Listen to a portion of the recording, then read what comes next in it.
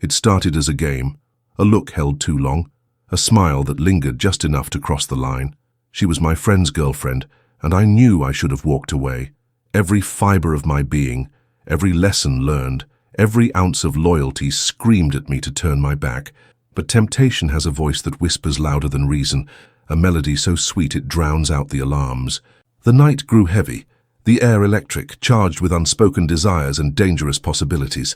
Before I realized it, I had already fallen into the one thing I swore I'd never touch. What followed wasn't passion.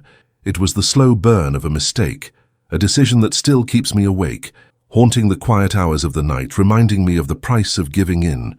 If you've ever found yourself on the edge of a choice that could shatter everything, you know this feeling. Hit that subscribe button right now and join me as we unravel the tangled web of loyalty, desire, and the devastating cost of a single, irreversible mistake. You won't want to miss a single chapter of this story. My name is Julian, and I've always prided myself on being a man of principle, not in a rigid, self-righteous way, but in a quiet, dependable one. I'm a structural engineer, a profession that demands integrity, precision, and a clear understanding of what holds things together and what makes them fall apart. My life in Seattle was, by all accounts, solid. A comfortable apartment overlooking Puget Sound, a challenging career, and a tight-knit circle of friends, chief among them Caleb. Caleb was more than a friend. He was family. We'd known each other since kindergarten, navigated awkward teenage years, celebrated triumphs, and commiserated through heartbreaks. He was the kind of friend you could call at 3 a.m., no questions asked. Our bond was, I believed, unbreakable. And then there was Scarlett. She entered our lives about a year and a half ago, a vibrant splash of color in Caleb's usually predictable world. Caleb had always been the more reserved of us, steady and kind, but a little shy. Scarlett was his opposite, vivacious, charismatic, with a laugh that could fill a room and eyes that sparkled with an almost mischievous energy. She was an artist, a sculptor, and her passion for life was infectious. I liked her immediately, genuinely happy that Caleb had found someone who brought so much light into his life.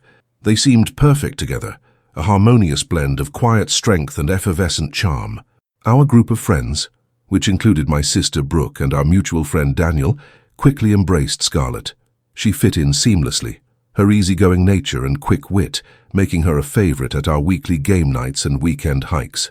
I saw her often, naturally, as she was Caleb's girlfriend. We'd chat, joke, and share stories, always within the comfortable, platonic boundaries of friendship. Or so I thought.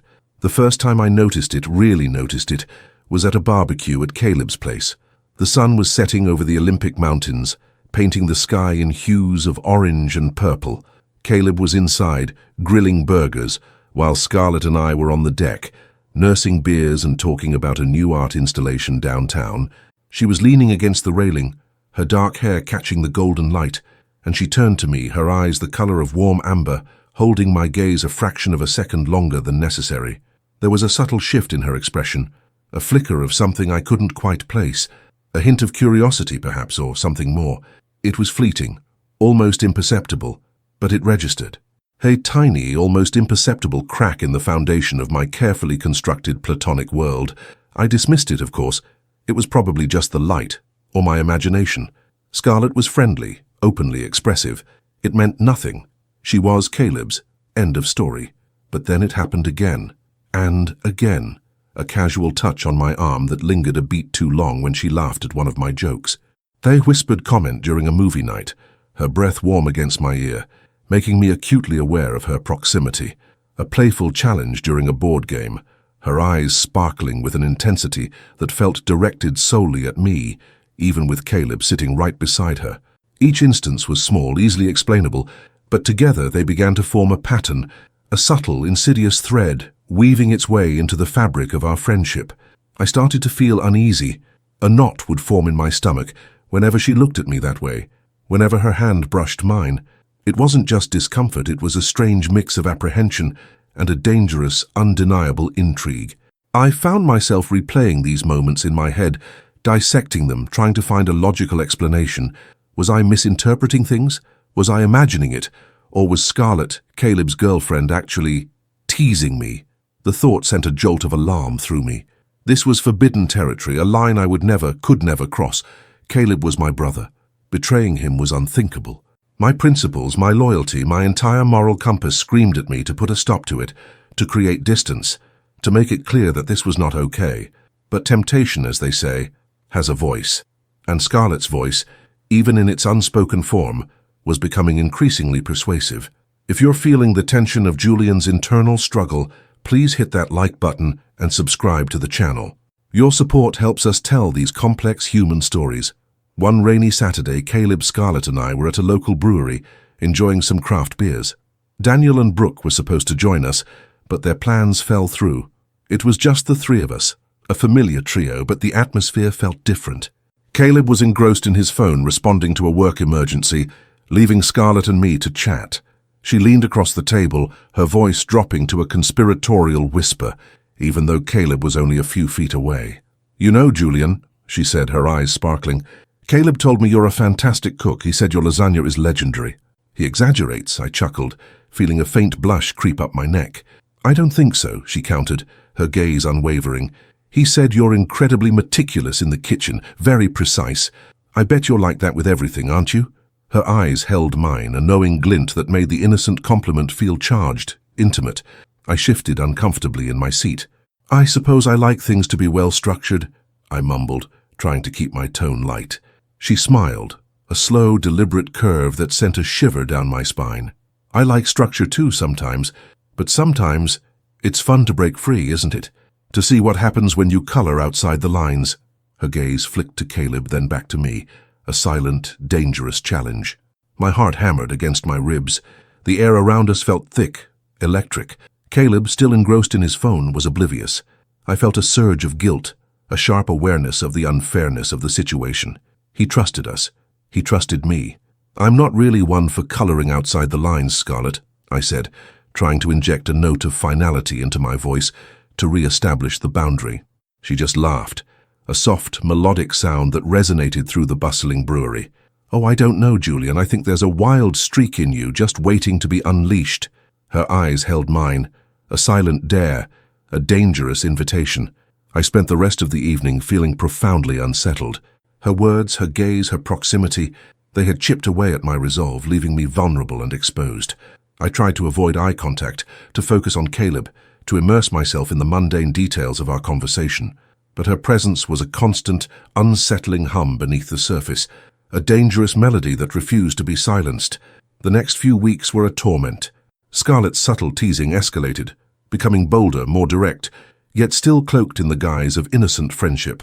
At a group dinner, she accidentally brushed her foot against mine under the table, holding it there for a beat too long before pulling away with a faint, knowing smile. During a movie night at Caleb's, she sat closer to me than necessary on the couch, her arm occasionally brushing mine, her scent, something floral and subtly spicy, intoxicating and disorienting. I found myself checking my phone more often, a nervous habit I'd developed, half dreading, half hoping for a text from her. When she did text, it was always innocuous, a shared meme, a question about a book, but there was always an underlying current, a subtle intimacy that felt dangerous.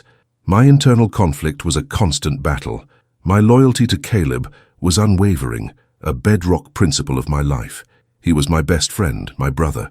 Hurting him was unimaginable, but the temptation, the dangerous pull towards Scarlett, was becoming increasingly difficult to ignore. She was beautiful, intelligent, and undeniably captivating, and the attention she was giving me, the way she made me feel seen, desired, in a way I hadn't felt in a long time, it was a potent, intoxicating cocktail. I tried to talk to Brooke, my sister, about it, but I couldn't bring myself to reveal the full, ugly truth. "Have you ever felt like you're being tested, Brooke?" I asked vaguely during one of our weekly phone calls. "Like someone is pushing your boundaries just to see how far you'll go?" Brooke, ever practical, chuckled. "Sounds like a typical Tuesday in the office, Julian." "Who's the culprit? Valerie giving you a hard time about a deadline?" "No, not work," I mumbled. "Just a personal thing, a friend." She paused, sensing my unease. "Well, if it's a friend, and they're making you uncomfortable, you set a boundary, Julian. You're good at that. You don't let people walk all over you." Her advice, though sound, felt impossible to apply. How do you set a boundary with your best friend's girlfriend when the boundary you're trying to set is against a mutual, unspoken attraction. If you're as conflicted as Julian, please consider hitting the like button and subscribing to the channel. Your support helps us create more compelling stories. The turning point came during a weekend trip to a cabin in the Cascades. It was a group trip: Caleb, Scarlett, Daniel, Brooke, and me. The air was crisp, the scent of pine needles heavy in the air, and the cabin was cozy, with a roaring fireplace. It was supposed to be a relaxing getaway, a chance to reconnect with friends. For me, it was a crucible. The first night after a long day of hiking, we were all gathered around the fireplace playing cards. Caleb was tired, having driven most of the way, and he kept dozing off, his head occasionally lolling onto Scarlett's shoulder. Scarlett, however, was wide awake, her eyes sparkling in the firelight. She was sitting opposite me, and throughout the game, her gaze kept finding mine. Each time there was that familiar, dangerous glint, a silent challenge that made my heart race. She'd make a playful comment, a subtle innuendo that only I would catch, and then her eyes would lock with mine, a silent question hanging in the air. As the night wore on, Daniel and Brooke decided to turn in, leaving just the three of us. Caleb was now fully asleep, his soft snores filling the comfortable silence. Scarlett and I were left alone by the dying embers of the fire, the only light coming from the flickering flames and the soft glow of the moon through the cabin window. She leaned forward, her voice a low whisper, almost a purr. "He's out cold," she said, her eyes still fixed on mine. "He had a long day," I replied, my voice a little rough. The air felt thick, charged with an undeniable tension. She smiled, a slow, deliberate curve that sent a shiver down my spine. "He's a good man, Caleb. Loyal, dependable." Her words were innocent, but her tone, her gaze, suggested something far more complex. "But sometimes," she continued, her voice dropping even lower, "sometimes even good men can be a little predictable, don't you think?" My heart hammered against my ribs. This was it, the line. She wasn't just teasing anymore, she was explicitly challenging the boundaries, inviting me to step over them. My mind screamed warnings, images of Caleb's trusting face flashing before my eyes. But the intoxicating pull, the dangerous allure of Scarlett, was overwhelming. "What are you saying, Scarlett?" I asked, my voice barely audible, my gaze locked with hers. She didn't answer with words. Instead, she slowly reached across the small space between us, her hand gently covering mine. Her touch was soft, warm, sending a jolt of raw desire through me. Her thumb began to trace slow, deliberate circles on the back of my hand, a silent, intimate gesture that spoke volumes. Her eyes, amber in the firelight, held mine with an intensity that promised both danger and exhilaration. The cabin was silent, save for the crackling of the fire and Caleb's soft snores. The world outside, the vast, dark wilderness of the Cascades, seemed to hold its breath, waiting. And I, Julian, sitting by that dying fire, my hand enveloped in Scarlett's, knew with a terrifying clarity that the line I had drawn years ago, the one that separated loyalty from betrayal, was not just about to disappear, but was about to be deliberately, irrevocably crossed. The dangerous smile of my friend's girlfriend, the unspoken desires, the undeniable pull, it was all converging, threatening to consume me entirely, to pull me into a beautiful, terrifying chaos I had sworn to avoid. And I knew with a chilling certainty that the path ahead was no longer just uncertain, but fraught with a dangerous, intoxicating possibility that would alter the landscape of my life forever. The cabin air, once filled with the comforting scent of pine and wood smoke, now felt thick with unspoken tension, a palpable hum of forbidden desire. Scarlett's thumb continued its slow, hypnotic circles on the back of my hand, each touch a spark, igniting a fire I had desperately tried to suppress. Caleb's soft snores were a rhythmic counterpoint to the frantic pounding of my heart, a constant, agonizing reminder of the betrayal unfolding just feet away. My mind screamed warnings, flashing images of Caleb's trusting face, of our shared history, of the unbreakable bond I believed we had. But the physical pull, the intoxicating proximity of Scarlett, was overwhelming, drowning out the voice of reason. Her eyes, amber in the flickering firelight, held mine with an intensity that promised both danger and an exhilarating escape from the predictable confines of my life. In that moment, the world outside the cabin, with its moral codes and societal expectations, seemed to fade into insignificance. There was only her and me and the dangerous precipice we stood on, teetering on the edge of an irreversible decision.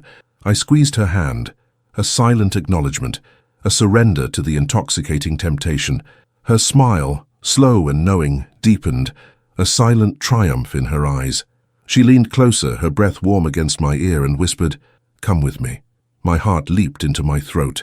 The words were a direct invitation, a challenge to everything I believed in, everything I had built.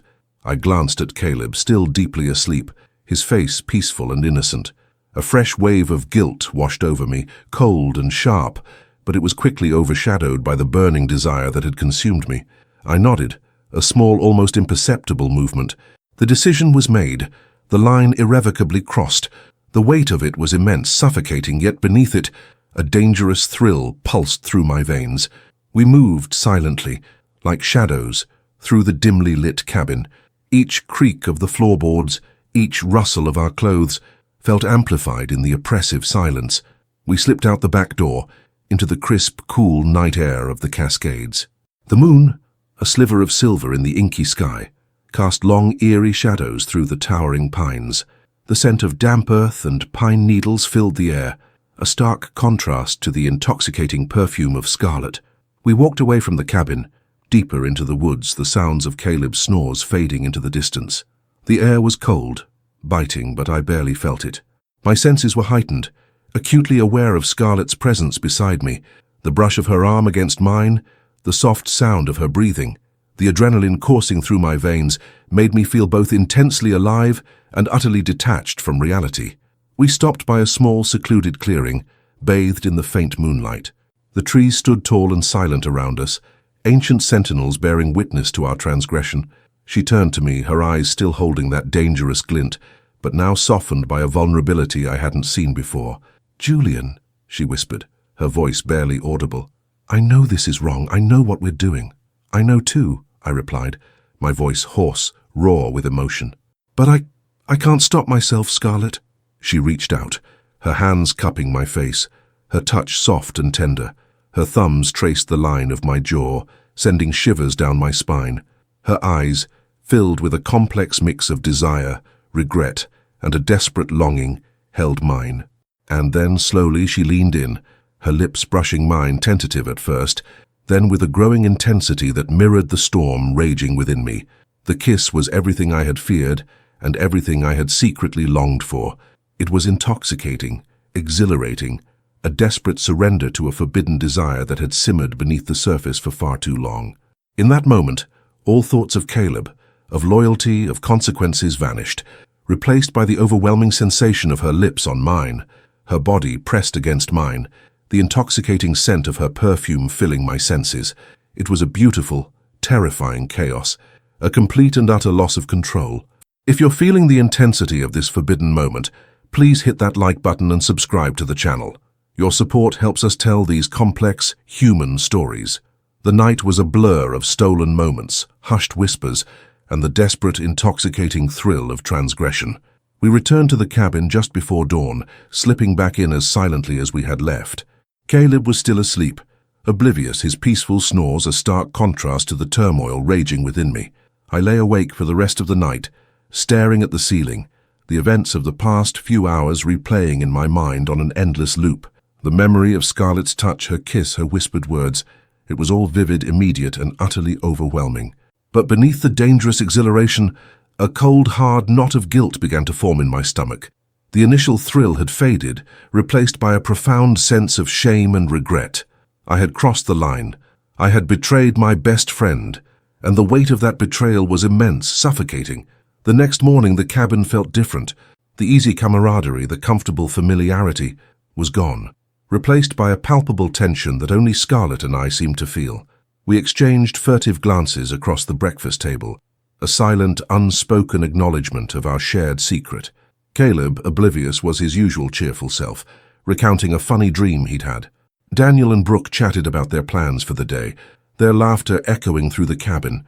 I forced myself to participate, to smile, to pretend that everything was normal, but every word felt hollow, every smile a lie. The drive back to Seattle was agonizing. Caleb and Scarlett sat in the front, their hands occasionally brushing, their conversation light and easy. I sat in the back, staring out the window, the beautiful scenery of the Cascades a blur.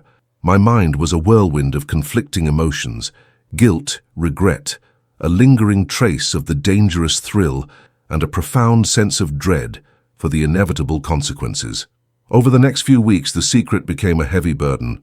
Scarlett and I exchanged texts, hushed phone calls, and stolen glances whenever our paths crossed. Each interaction was charged with a dangerous intimacy, a silent acknowledgement of what had happened. But the initial exhilaration had completely faded, replaced by a gnawing anxiety. The thrill of the forbidden had given way to the slow burn of a mistake. I found myself avoiding Caleb, making excuses to miss our usual hangouts, feeling a profound sense of shame whenever I looked him in the eye. Our friendship, once a source of comfort and stability, now felt tainted, corrupted by my betrayal. The thought of him finding out, of the look on his face, was a constant torment. My work, usually a source of focus and order, became a struggle. Lines of code blurred, structural diagrams seemed to mock my inability to hold things together. My colleague Valerie, a sharp and observant engineer, noticed my distraction. "Julian, you okay?" she asked one afternoon, finding me staring blankly at my computer screen. "You seem a million miles away. Everything all right?" "Yeah, fine," I lied, forcing a smile. "Just a lot on my mind with this new project." She narrowed her eyes, a hint of concern in her gaze. "You know, if you need to talk, I'm here. You've been a bit off lately. Not your usual meticulous self." Her words hit home. My usual meticulous self. That man felt like a distant memory, lost in the chaotic aftermath of my mistake. If you're feeling the weight of Julian's guilt and distraction, please hit that like button and subscribe to the channel. Your support helps us tell these complex, human stories. The guilt was eating me alive. I couldn't sleep, couldn't focus, couldn't escape the haunting memory of that night in the cabin. The thought of betraying Caleb, my best friend, was a constant, agonizing torment. I knew I had to do something, to confess, to somehow atone for my actions. But the fear of shattering our friendship, of destroying Caleb's relationship with Scarlett, was paralyzing. One evening, I was having dinner with my sister, Brooke. She was usually my confidant, my sounding board, but this was a secret I couldn't bring myself to share. She noticed my quietness, my lack of appetite. "Julian, seriously, what's going on?" she asked, her voice laced with concern. "You're not yourself, you're withdrawn, you look exhausted. Is it work? Is it a girl?" I hesitated, grappling with the words, trying to find a way to articulate the inarticulable. "How do you tell your sister that you slept with your best friend's girlfriend?" It's complicated, Brooke," I finally admitted, my voice low, raw with emotion. "I made a mistake, a really big one." She leaned forward, her expression serious. "What kind of mistake, Julian? You know you can tell me anything." I took a deep breath, the words tumbling out in a rush, a desperate confession that felt both liberating and terrifying. I slept with Scarlett, Caleb's girlfriend. That night at the cabin, the silence that followed was deafening. Brooke stared at me, her eyes wide with shock, her mouth slightly agape. Her usual calm demeanor vanished, replaced by a look of utter disbelief and profound disappointment. You did what?" she finally managed, her voice barely a whisper, laced with a mixture of horror and betrayal. "Julian, how could you? Caleb is your best friend. Scarlett is his girlfriend. Do you have any idea what this means? What this will do to him? To all of us?" Her words, raw and unfiltered, hit me with the force of a physical blow. The shame, the guilt, the terrifying reality of the situation, it all crashed down on me. I saw the disappointment in her eyes, the pain, the profound sense of betrayal. My sister, my rock, was looking at me as if I were a stranger, a monster. "I know, Brooke," I said, my voice cracking. "I know it was wrong. I know I messed up. I don't know what I was thinking. It just happened." She shook her head, tears welling up in her eyes. "Just happened. Julian, this isn't just happened. This is a betrayal, a complete and utter betrayal of everything you stand for, everything Caleb stands for. How could you do this to him?" Her anger, her hurt, was a mirror of my own internal torment. I had shattered her trust, just as I had shattered Caleb's. The weight of my mistake was immense, suffocating, threatening to crush me entirely. The city outside, with its glittering lights and bustling streets, seemed to mock my internal turmoil, a stark contrast to the darkness that had enveloped my soul.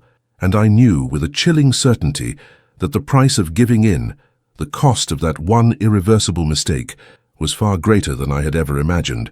The path ahead was no longer just uncertain, but fraught with an inevitable, devastating confrontation that would alter the landscape of my life forever.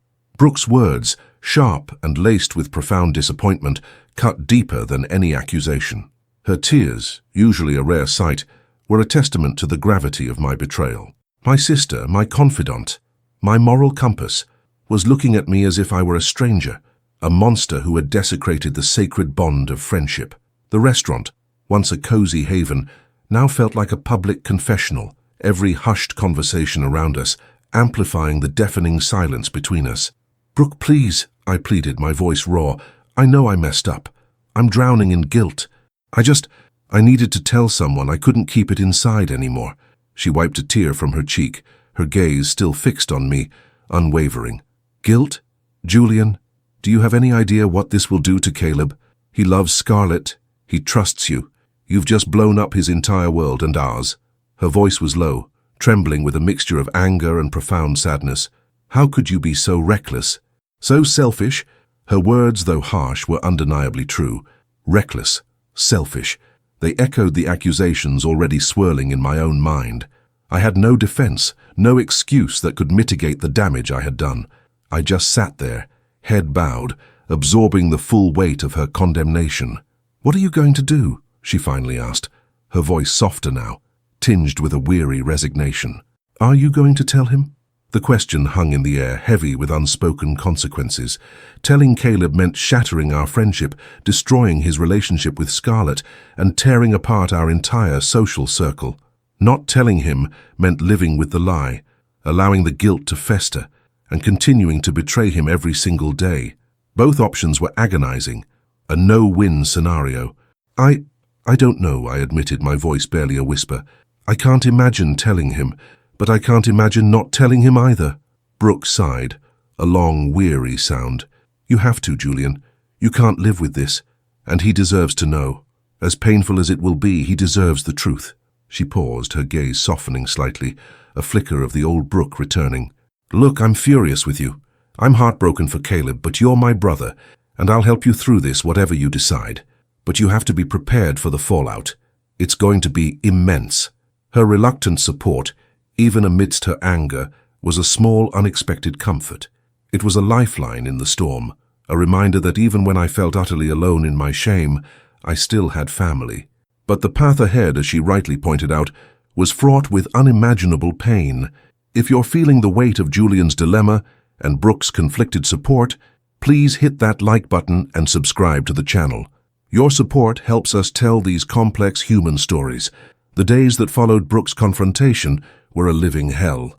The guilt was a constant, suffocating presence, a heavy cloak that I couldn't shed.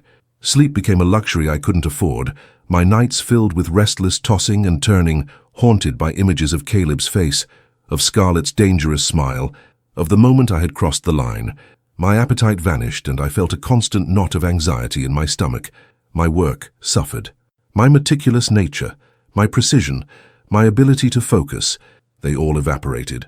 I made careless mistakes, missed deadlines, and found myself staring blankly at my computer screen for hours, lost in the labyrinth of my own regret.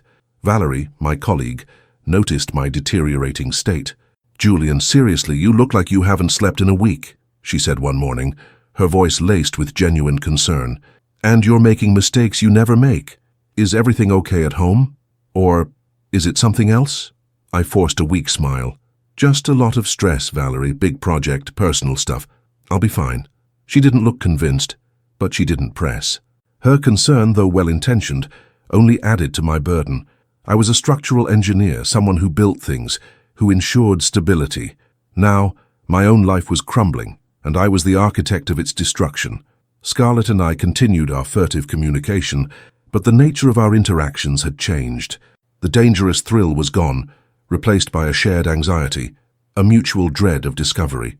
Our texts were less about stolen moments and more about the unbearable weight of our secret. "I can't do this anymore, Julian," she texted me one afternoon. "The guilt is killing me. Every time I look at Caleb, I feel sick." My heart sank. I knew exactly how she felt. "I know," I replied. "Me too. We have to tell him, Scarlett. We can't keep living like this." Her response was immediate.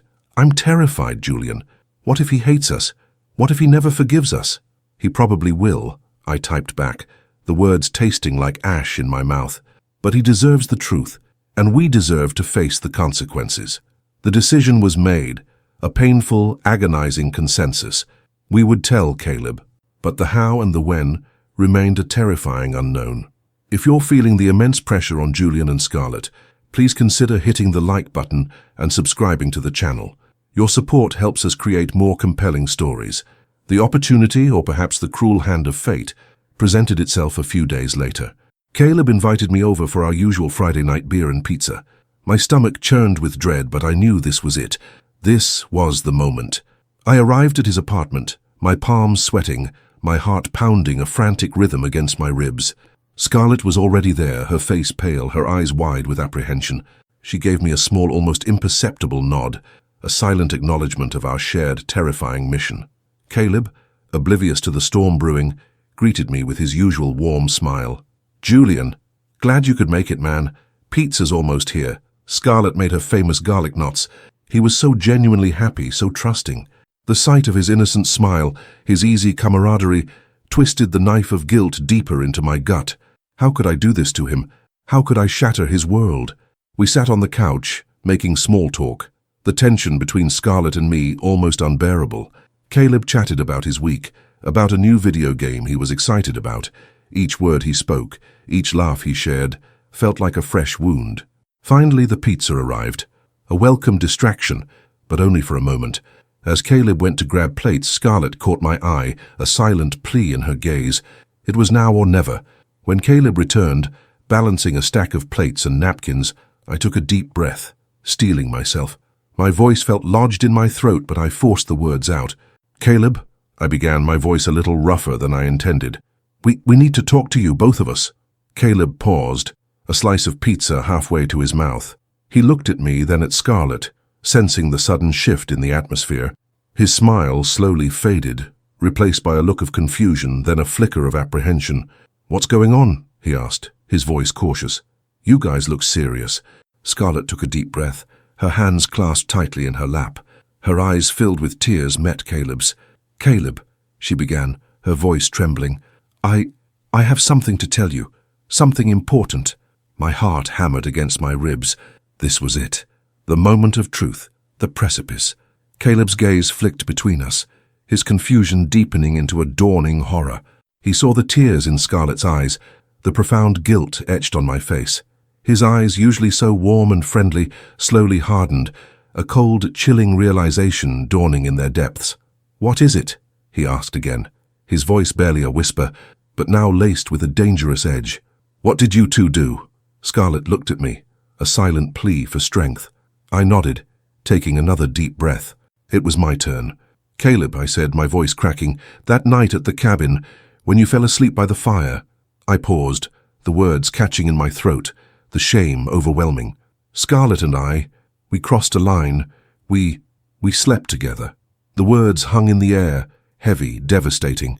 The silence that followed was deafening, broken only by the frantic pounding of my own heart. Caleb stood frozen, the plate still in his hand, his face a mask of utter shock and disbelief. His eyes, wide with horror, slowly turned to Scarlett, then back to me, a profound sense of betrayal dawning in their depths. The pizza, the garlic knots, the comfortable apartment, it all faded into a distant background. All I could see was Caleb's face, contorted in pain, his world shattering before my eyes. The city outside, with its glittering lights and bustling streets, seemed to hold its breath, waiting for the inevitable explosion. And I knew with a chilling certainty that the price of giving in, the cost of that one irreversible mistake, was about to be paid in full, tearing apart not just our lives, but the very fabric of our friendship, forever. The path ahead was no longer just uncertain, but fraught with an inevitable, devastating confrontation that would alter the landscape of our lives, forever. The plate slipped from Caleb's numb fingers, clattering to the floor with a deafening crash that echoed the shattering of his world. Pizza slices scattered, garlic knots rolled, but neither of us moved. All eyes were on Caleb, whose face had gone from shock to a terrifying, cold fury. His jaw was clenched, his knuckles white, and his eyes, once so full of warmth and trust, were now blazing with a raw, primal pain. You did what?" he finally choked out, his voice barely a whisper, yet vibrating with an intensity that made the air crackle. He looked at Scarlett, then at me, his gaze lingering on my face with an agonizing mixture of disbelief and utter contempt. "You two? My best friend! My girlfriend!" Scarlett burst into tears, her hands flying to cover her face. "Caleb, I'm so sorry. I never meant to hurt you. It was a mistake, a terrible, terrible mistake." Her voice was muffled by her sobs, but the words were clear, laden with regret. Caleb ignored her, his gaze locked on me. "A mistake, Julian? Is that what you call it? Sleeping with my girlfriend behind my back in my own cabin? Is that just a mistake?" His voice rose with each word, the anger finally breaking through the initial shock. "I trusted you, Julian, more than anyone. You were my brother." His words, "my brother," hit me with the force of a physical blow. They were a reminder of everything I had destroyed, everything I had betrayed. I had no defense, no excuse that could mitigate the damage. I just stood there, my head bowed, absorbing the full weight of his pain and anger. "I know, Caleb," I managed, my voice hoarse, thick with shame. "I know I messed up. There's no excuse. I betrayed your trust, and I'm so sorry." He took a step towards me, his eyes blazing. "Sorry. Sorry doesn't fix this, Julian. Sorry doesn't erase what you did. Sorry doesn't bring back my trust or my relationship." He gestured wildly between Scarlett and me. "Get out. Both of you. Get out of my apartment. Get out of my life." His voice was raw, broken, filled with a pain that was almost unbearable to witness. Scarlett, still sobbing, slowly rose from the couch. I felt a profound sense of despair, a crushing realization of the irreparable damage I had caused. Our friendship, our brotherhood, was shattered, irrevocably broken by my selfish actions. We left Caleb's apartment in a daze, the sound of his heartbroken rage echoing in our ears. The city outside, once a vibrant backdrop to our lives, now felt cold and indifferent, its towering buildings casting long, unforgiving shadows over our exposed shame. The rain had started again, a cold, relentless drizzle that mirrored the tears streaming down Scarlett's face and the profound emptiness in my own heart. If you're feeling the raw devastation of this confrontation, please hit that like button and subscribe to the channel. Your support helps us tell these complex human stories. The fallout was immediate and brutal. Caleb cut us both out of his life completely. He blocked our numbers, unfriended us on social media, and made it clear through mutual friends that he wanted nothing to do with either of us. His pain was too deep, his betrayal too profound, to allow for any reconciliation. Our friend group was fractured. Daniel, our mutual friend, was caught in the middle, torn between his loyalty to Caleb and his long-standing friendship with me. He tried to mediate, to understand, but ultimately he sided with Caleb, unable to condone our actions. "I can't believe you did this, Julian," he said to me in a strained phone call. "Caleb is devastated. I can't look at you the same way." My sister, Brooke, was a different story. While still deeply disappointed and angry, she honored her promise to stand by me. She was furious with my actions, heartbroken for Caleb, but her love for me as her brother ultimately prevailed. She became my reluctant confidant, a steady presence amidst the storm. She didn't condone what I did, but she helped me navigate the emotional wreckage, urging me to take responsibility and face the consequences. "You made a terrible mistake, Julian," she said to me one evening, her voice firm but gentle, "and you have to live with that. But you also have to learn from it. You have to figure out who you are now, after this." Scarlett and I, in the immediate aftermath, clung to each other. The shared guilt, the mutual ostracization, forged a strange, desperate bond between us. We were both pariahs, cast out from our former lives, and in each other we found a fleeting sense of understanding. But the relationship, born of betrayal and fueled by a dangerous thrill, quickly began to unravel under the weight of its own toxicity. The initial passion had been replaced by a suffocating guilt, a constant reminder of the pain we had caused. We tried to make it work, to build something new from the ashes of our mistake, but every touch, every kiss was tainted by the memory of Caleb's heartbroken face. The foundation of our relationship was built on a lie, on a betrayal, and it couldn't sustain itself. We were constantly reminded of the cost of the friend we had lost, of the lives we had shattered. After a few months, we both realized it was unsustainable. The love we thought we had found was overshadowed by the immense pain and regret. We had hurt too many people, including ourselves.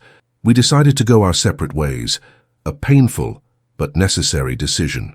There was no dramatic breakup, just a quiet, tearful acknowledgement that what we had was not true love, but a destructive consequence of a moment of weakness. "I hope you find peace, Julian," Scarlett said to me, her voice soft, her eyes filled with a profound sadness. "I hope we both do." I moved out of Seattle. The city, once my home, was now a constant reminder of my failure, of the friend I had lost, of the man I had become.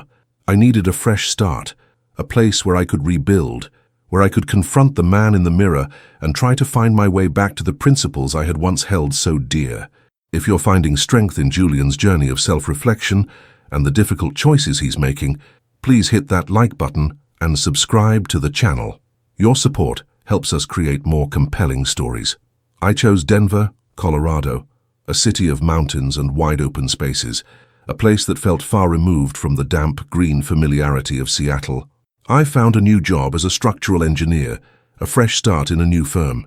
The work was challenging, demanding, and it offered a much-needed distraction, a way to channel my restless energy into something productive. The first few months were incredibly difficult.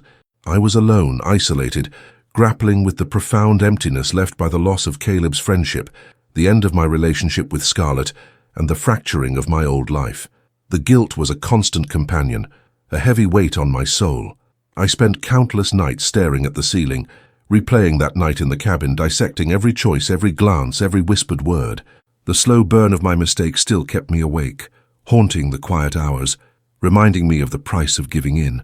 But slowly, painstakingly, I began to rebuild.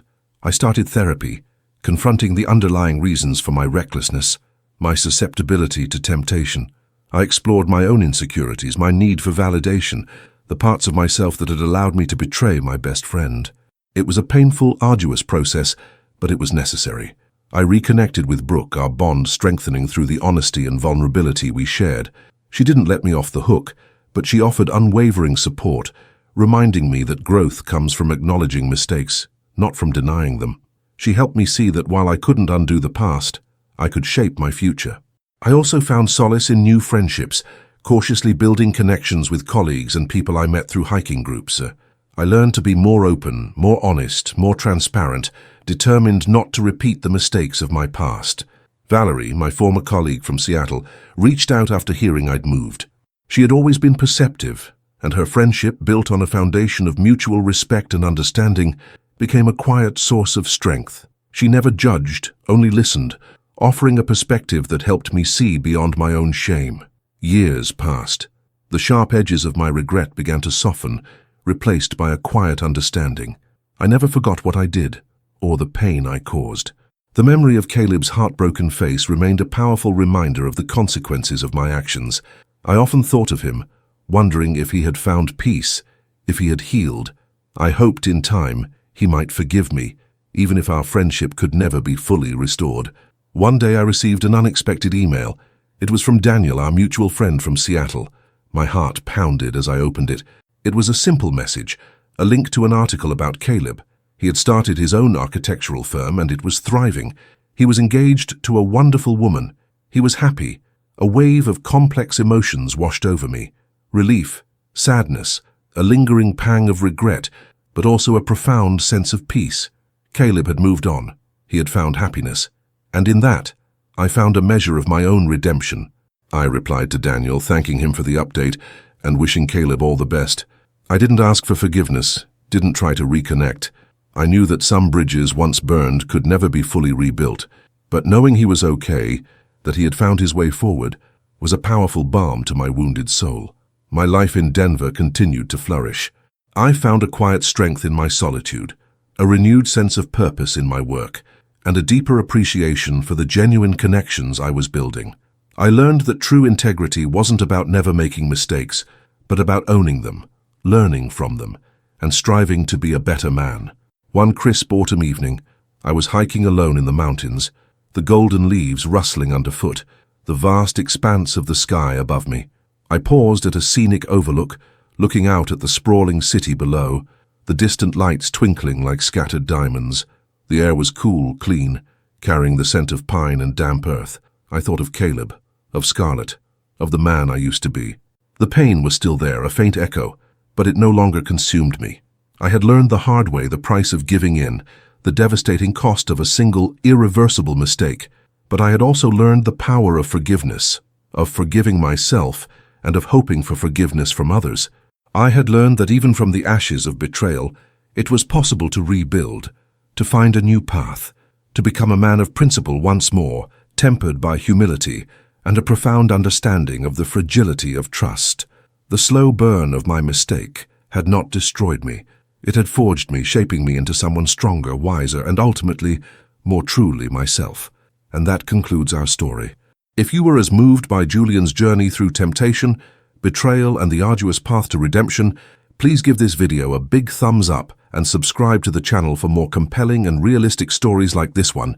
Your support means the world and helps us create more content you'll love. Thank you for watching.